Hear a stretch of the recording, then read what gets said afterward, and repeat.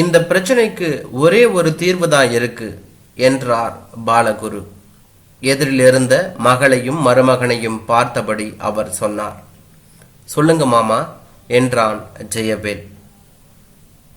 என்ன சொல்ல போறீங்க என்பது போல அப்பாவை பார்த்தால் திலகா என்றுதான் சொல்ல வேண்டும். நீங்க 2 பேரும் ஒரு முறை சங்கர நேரில் பார்த்து பேசுங்க என்றுதான் அவர் சொன்னார். சீறினாள் திலகா.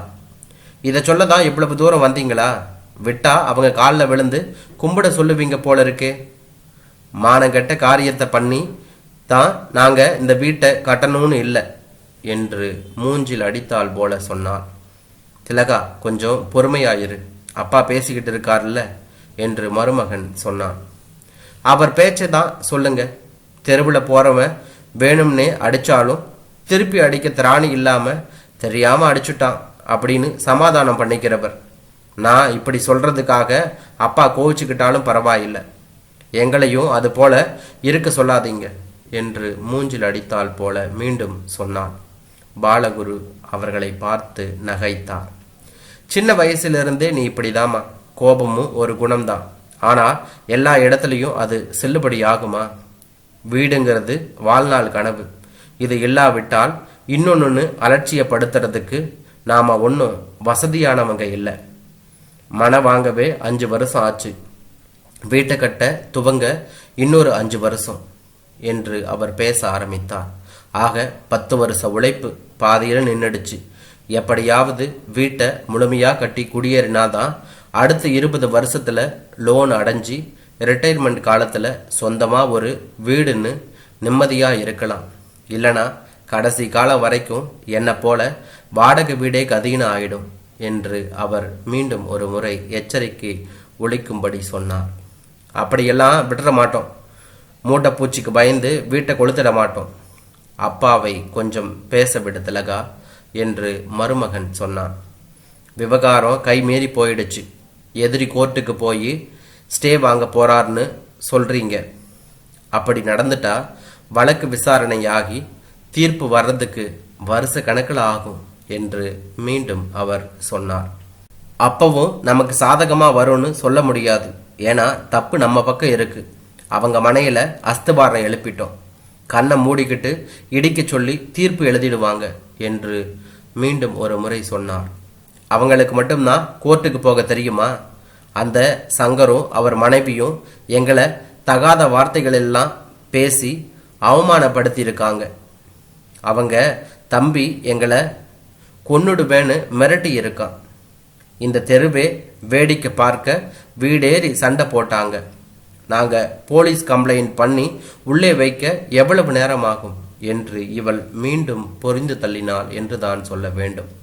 விவகாரம் மேலும் மேலும் சிக்கலாக சிக்கணுமா என்று அவர் கேட்டார். ஆகட்டும், 2ல் 1 பார்க்குறோம். வீடு இல்லாவிட்டா போகுது. உங்களை போல கடைசி வர வாடகை வீட்டில் வாழ்ந்துட்டு போறோம், உயிரா போயிடும் என்று சொன்னால் திலகா விடாப்பிடியா என்று தான் சொல்ல வேண்டும். மாமனாரை வழியனுப்ப வந்த ஜெயவேல் மாமனாரிடம் பேச தயாரானான்.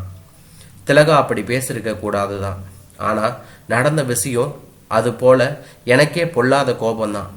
சங்கருக்காக நான் நிறைய செஞ்சிருக்கேன். வீட்டில் வச்சு சோறு போட்டு ஆதரிச்சிருக்கேன். அவன் கல்யாணத்துக்கு உதவி நிறைய பண்ணியிருக்கேன். நான் மனை வாங்கும் போது கூட அவனுக்கும் பக்கத்து மனை வாங்க நான் தான் உதவினேன். ஒரு சகோதரன் கூட இப்படி செய்ய மாட்டான்னு கணவன் மனைவி 2 பேருமே உருகி உருகி பேசுவாங்க. அவங்க இடமாற்றலாகி திண்டிவனம் போயிட்டாலும் மாசம் ஒரு முறையாவது எங்களை பார்க்க அவங்க வருவதும் அவங்கள பார்க்க நாங்க போவதுமாக தான் இருந்தோம் என்றபடி சைக்கிளை உருட்டினான் என்று தான் சொல்ல வேண்டும். எல்லாம் எனக்கு தெரியும் மாப்பிள்ளை, நானும் பார்த்திருக்கிறேன் என்று மாமனார் மீண்டும் பேச தயாரானார். வீடு கட்டுவதற்கு முன்பு சங்கருக்கு தெரியப்படுத்தினேன். அவனும் சந்தோஷப்பட்டான். அஸ்திவாரம் போடும்போது மேஸ்திரி கவனக்குறைவா ஒரு அடி தள்ளி நூல் கட்டிட்டார் போல. வேலை ஆரம்பிச்ச பிறகுதான் விஷயம் தெரிஞ்சது. சங்கர் மனதான பிரச்சனை வராது, அடுத்த முறை பார்க்கும்போது சொல்லிக்கலாம்னு இருந்து விட்டேன் என்று மீண்டும் மருமகன் பேச ஆரம்பித்தான். இதற்கிடையில் அவன் மச்சான் சைட்டுக்கு வந்து பார்த்தான். யார் மூலமோ அவனுக்கு தகவல் போச்சோ தெரியல. அவன் தனியா வந்திருந்தாலும் பரவாயில்லை. சண்டைக்கு வந்தவன் போல வேற 2 பேரை துணைக்கு கூட்டிக்கிட்டு வந்து மனைய அளவு போட்டு வேலையை ஸ்டாப் பண்ணுங்க, கேட்க ஆள் இல்லைன்னு ஆக்கிரமிப்பு பண்றீங்களா, ஆச்சா போச்சான்னு சத்தம் போடவே எனக்கும் கோபம் பீறி கொண்டு வந்தது என்று பேச தொடங்கினான். கூச்சல் போடுற வேலை இங்க வச்சிக்காத, வேணும்னு செய்யல, தவறுதலா நடந்துடுது. உன் மாப்பிள்ளை கிட்ட நான் சொல்லிக்கிறேன், நீ இங்கிருந்து நடைய கட்டுன்னு சொன்னேன். அவன் வாய்க்கு வந்தபடி பேச ஆரம்பிக்கவே, இது நான் வாங்கி கொடுத்த இடம், மொத்த இடத்தையும் வளைச்சி கட்டினா கூட உங்க அக்காவும் மாப்பிள்ளையும் ஒன்றும் சொல்ல மாட்டாங்க. நீ அனாவசியமா வம்பு பண்ண நினைச்ச, பதிலுக்கு என்ன செய்யணும்னு எனக்கும் தெரியும்னு சொன்னேன் என்றும் சொன்னான். நடந்தது என்னன்னு உடனே சங்கருக்கு ஃபோனில் தெரிவித்தேன். சங்கரும் பரவாயில்லை கட்டிக்குங்க, நான் யாரையும் அனுப்பலை, எனக்கு தெரியாம மச்சான் ரவி ஏன் அங்கே வந்தான், நான் விசாரிக்கிறேன்னு அவனும் என்னிடம் சொல்லி முடித்தான். அப்புறம் என்ன நடந்ததோ மறுநாளே எனக்கு ஃபோன் பண்ணி அஸ்திவாரத்தை தள்ளி போட்டுக்க ஜெயவேல், என் மனையில் கட்டாதே என்று சொன்னான். பேஸ்மெண்ட் முடிஞ்சு போச்சு, இப்போ மாற்றணும்னா சிரமம், நீ வந்து இடத்த ஒரு முறை பாரு, ஒரு அடிதான் நகர்த்தி கட்டினேன், இதனால் நீ வீடு கட்டும்போது பிரச்சனை வராதுன்னு நான் மீண்டும் அவனிடம் சொன்னேன். நேரில் வர முடியாது, எனக்கு நேரம் இல்லை, நீ மேற்கொண்டு என் மனையில் வேலை செய்யாத என்று சொன்னான். தோனியே ஒரு மாதிரி இருந்தது. வேலையை நிறுத்த முடியாது, வட்டிக்கு பணம் வாங்கி வேலையை ஆரம்பிச்சிருக்கு, வேணும்னா உன் இடத்துக்கு இன்னைய ரேட்டு என்னமோ அதை கணக்கு பண்ணி பணம் கொடுத்துடுறேன் என்று நானும் அவனிடம் சொன்னேன் என்று சொல்லி முடித்தான். டொக்குன்னு ஃபோனை கட் பண்ணினான். நான் பலமுறை முயற்சி பண்ணியும் என்கிட்ட அவன் பேசலை. நேரில் போய் பார்ப்போம், விளக்கி சொல்லி புரிய வைக்கலாம்னு நினச்சிக்கிட்டு இருந்தேன் என்று சொல்லி ஆரம்பித்தான். வீட்டு வாசல்ல போலீஸ் வந்து இறங்குது. அடுத்தவங்க மனையை ஆக்கிரமிப்பு பண்ணிட்டீங்க, கம்ப்ளைண்ட் கொடுத்துருக்காங்க என்று சொல்லி போலீஸ்காரர்கள் எங்களை மிரட்டினார்கள். ஸ்டேஷனுக்கு வாங்க விசாரிக்கணும்னு போனால் அங்கே குடும்பத்தோடு உட்கார்ந்திருக்கான் சங்கர். என்ன இப்படி பண்ணிட்டீங்க, நேராக வீட்டுக்கு வந்திருந்தா பிரச்சனையை பேசி தீர்த்திருக்கலாம், போலீஸ் ஸ்டேஷனுக்கு வரவழைச்சி அசிங்கப்படுத்திட்டீங்களே அப்படின்னு கேட்டேன். என் தம்பியை எப்படி நடத்துனீங்கன்னு எனக்கு தெரியும், அவனை மிரட்டி அனுப்பி இருக்கீங்க, நேரில் வந்திருந்தா எங்களுக்கும் அந்த கதி தான், என்னமோ நிலத்தை எங்களுக்கு இலவசமாக வாங்கி கொடுத்தவர் மாதிரி பேசி இருக்கீங்க, மொத்த இடத்தையும் வளைச்சி கட்டினாலும் கேட்க முடியாதுன்னு பதில் வேற சொல்லி இருக்கீங்க, என் கணவர்கிட்டையும் அதே பதிலை சொல்லி இருக்கீங்க. உங்கள் அடாவடி வேலைக்கு பணிஞ்சு போக நாங்கள் ஒன்றும் இழிச்ச வாங்க இல்லை, வேணும்னு கேட்டிருந்தா 4 அடி நிலம் கூட இனாமா கொடுத்துருப்போம் என்று அவளும் பேச ஆரம்பித்தாள். இல்லைன்னு வர்றவங்களுக்கு தாராளமாக பிச்சை போடுறவங்க நாங்கள் அப்படின்னு சங்கரோட மனைவி அனாவசியமாக பேசவும் திலகாவும் 2 வார்த்தை பேச வேண்டி வந்தது என்றும் சொல்ல ஆரம்பித்தான். போலீஸ்காரங்க பரிச்சயமானவங்க, என்னை பற்றி தெரியும், அதனால் அவர் ரிப்போர்ட்டை பதிவு பண்ணாமல் 2 பேரும் பேசி சமாதானமாக போங்கன்னு அனுப்பிட்டாங்க. போலீஸ் வரப்போயும் ஒன்றும் பண்ண முடியலைங்கிற ஆத்திரம் வீடேறி வந்து சண்டை போட்டு விட்டு போனாங்க.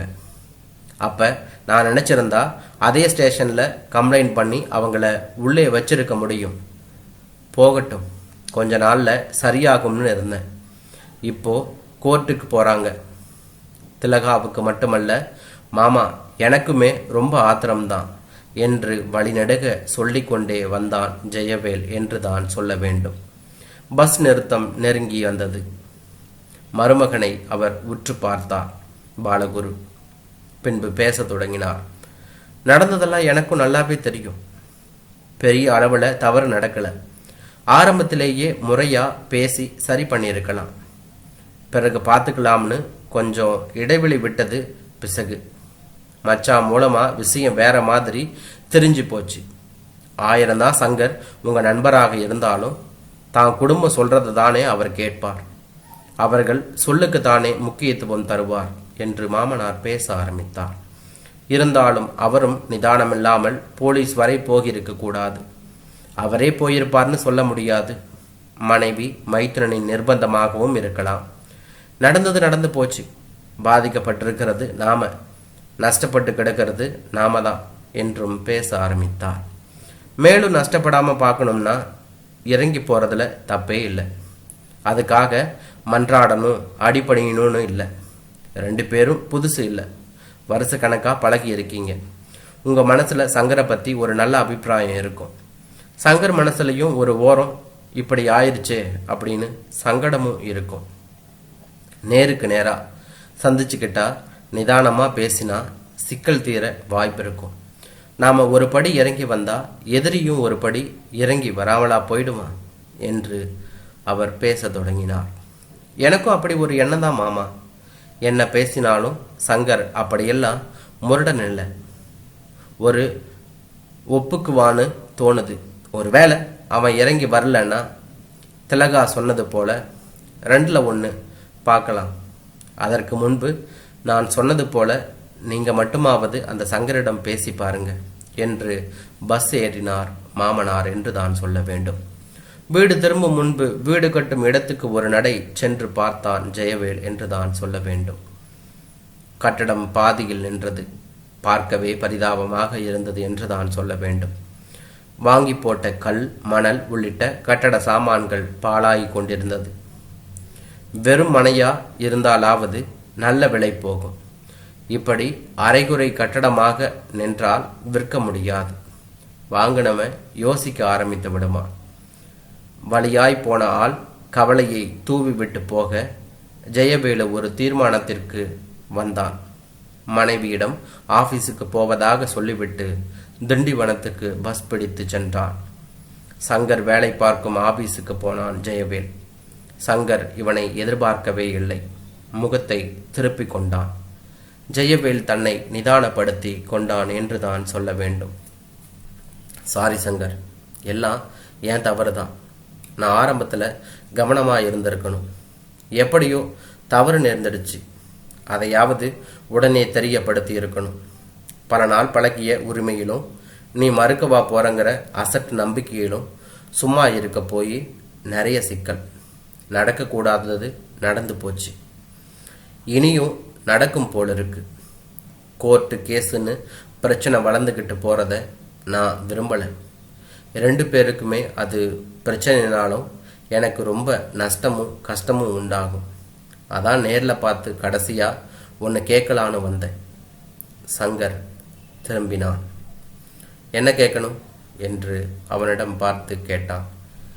எனக்கு அந்த ஒரு அடி நிலத்தை விட்டு கொடுத்து உதவக்கூடாதா என்று ஜெயவேல் தயவாய் கேட்க, சரி அப்படிதான் ஆகட்டும் என்றான் சங்கரும் என்றான்.